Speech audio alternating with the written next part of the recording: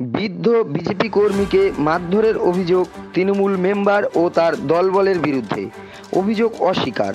বনগাঁ লোকসভার ভোট পর্ব মিটতেই ভোট পরবর্তী অশান্তির ছবি একাধিক জায়গায়। বয়রা মেহরানি 111 নম্বর বুথের বৃদ্ধ বিজেপি কর্মী গৌর রায় স্থানীয় এক চায়ের দোকানে বসে চা খাচ্ছিলেন।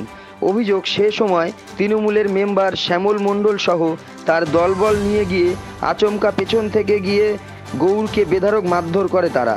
আহত অবস্থায় বাগদা হাসপাতালে চিকিৎসা করিয়ে বুধবার সকালে গৌর রায় বাগদা থানায় অভিযোগ জানায়।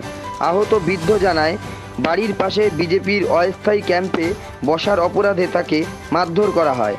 স্থানীয় তৃণমূল মেম্বার শ্যামল মণ্ডল কালী ও দীর্ঘ তাকে মারধর করে।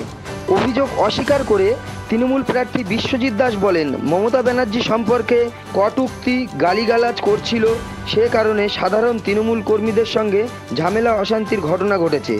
এখানে তৃণমূল মেম্বার তারা কেউ ছিলেন না।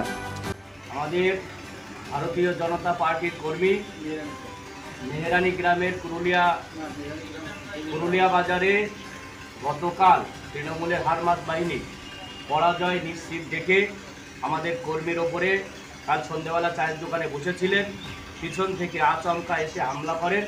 অপরাধ বিজেপিতে কেন ভোট দিয়েছে বা আমাদের গৌর বিশ্বাস মহাশয় ইনি কেন, গৌর রায় মহাশয় ইনি কেন বিজেপি করেন।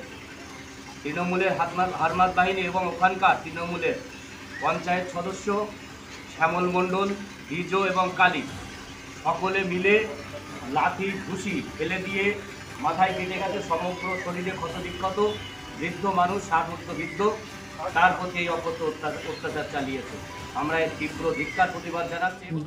দেখুন, এদের পায়ের তলায় মাটি নেই, ওরা নিশ্চিত হয়ে গেছে যে তৃণমূল হারছে, এটা নিশ্চিত হয়ে গেছে।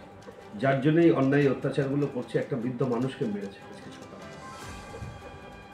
এটা হলো মানে আপনার বাংলার তৃণমূলের কালচার, ভোট লুট করা, ফলস ভোটিং দেওয়া এবং ভোটের পরে অত্যাচার করা, ভোট যারা বিজেপি কর্মী তাদেরকে মারধর করা। এর প্রতিবাদ ওখানকারের মানুষ করে দিয়েছে 20 তারিখে। 4 তারিখে এরা উত্তর পেয়ে যাবে। এরা যে একের পর এক, আপনারা জানেন বাগদাতে আরেকটা ঘটনা ঘটেছিল মালিদাতে, তো সেখানেও এই ধরনের ঘটনা ঘটিয়েছে। তো এরা হারছে, এটা নিয়ে কোনো সন্দেহ নেই, নিশ্চিত। আর আমরা কেস করতে থানায় পাঠিয়েছি। গৌর রায় বলে একজন মমতা বন্দ্যোপাধ্যায়ের কুৎসিত ভাষায় অশ্লীল ভাষা প্রয়োগ করেছে। এগুলো সাধারণ কর্মীরা সহ্য করতে পারেনি, তারা তাকে ধাক্কাধুক্কি দিয়েছে। কারণ মমতা বন্দ্যোপাধ্যায়ের নামে যেভাবে অশ্লীল ভাষায় গালাগাল করেছে, সেখানে স্বতঃস্ফূর্তভাবে কর্মীরাই রুখে দিয়ে তার প্রতিরোধ করে প্রতিবাদ করেছে। এটা তো রাজনৈতিকভাবে নেওয়ার কোনো কারণ নেই। যেটা অভিযোগ করছে তৃণমূল মেম্বারই মারধর করেছে। না, তৃণমূলের মেম্বার ওখানে যায়নি, ওকে জড়ানো হচ্ছে, সাধারণ কর্মীরা এসব করেছে।